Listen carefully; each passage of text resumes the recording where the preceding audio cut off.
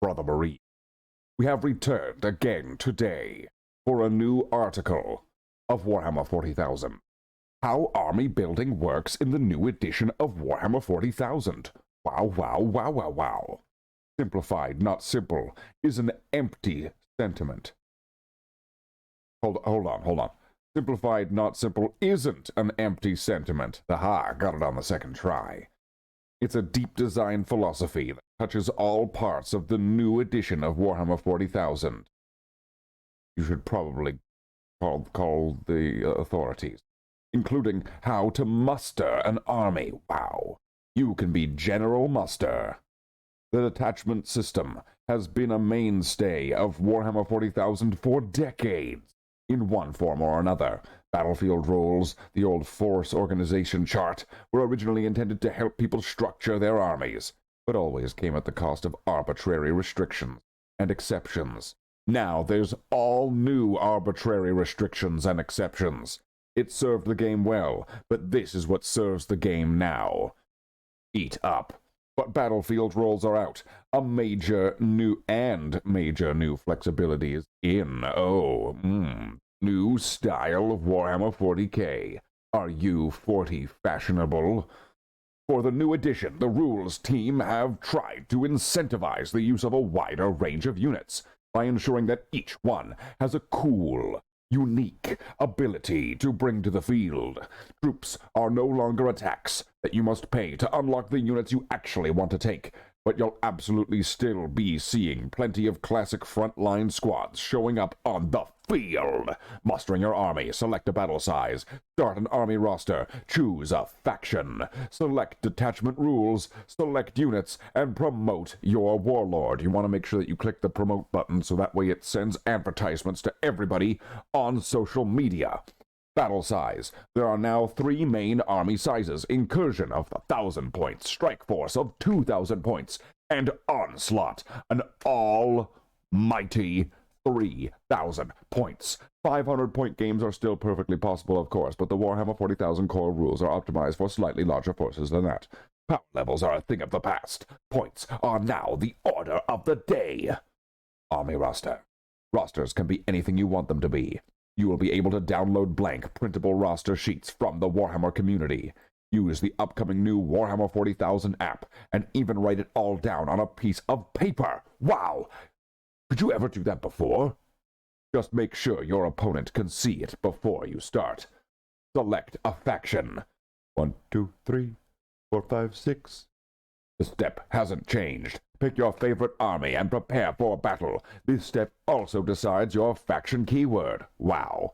Note that it's quite rare to pick allies in most game modes. It's assumed that your force will be drawn from a single faction. However, if you want to play larger games representing the combined forces of, say, an Imperial Indomitus Crusade fleet, you absolutely can, in a casual setting.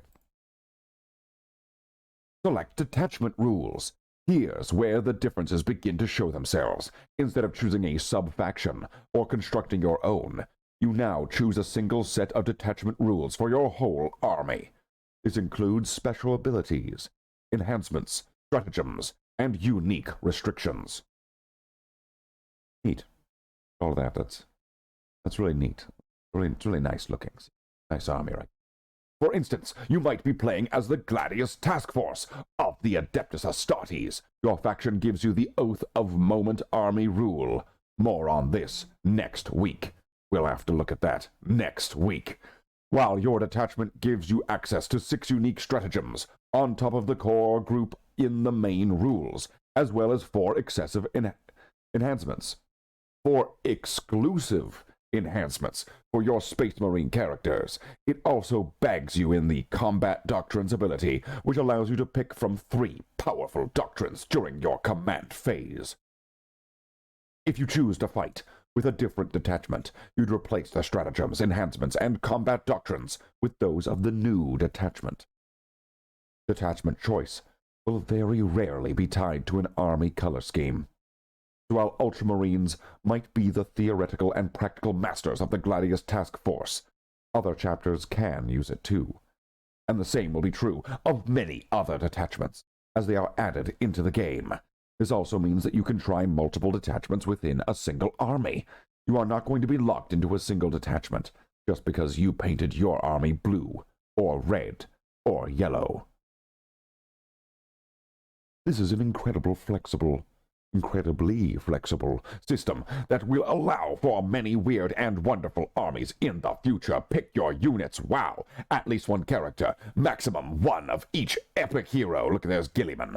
Up to 3 of the same datasheet, wow! Or up to 6 of the same battle line or dedicated transport. You know, that just kind of sounds a lot like the normal force organization chart, just kind of saying, using the faction keyword you picked earlier, you now select the units you want to include in your army with the following stipulations.